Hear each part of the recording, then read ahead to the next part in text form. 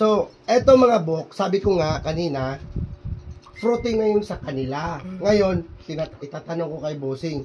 Saan nyo dinadala ito, bossing? Dait po. Sa Dait lang, sa sentro. So, Dait, Camarines Norte. So, ibig sabihin, walang problema yung market. Ay, wala. Paano po nasabi nyo na walang problema, bossing? Kulang na kulang. Kulang na kulang. So, ibig sabihin kahit na magdala kayo ng mga tig-ilan kaya yung dinadala nyo doon? Pag ano po, pag kung ilan po hinog, dinadala namin lahat.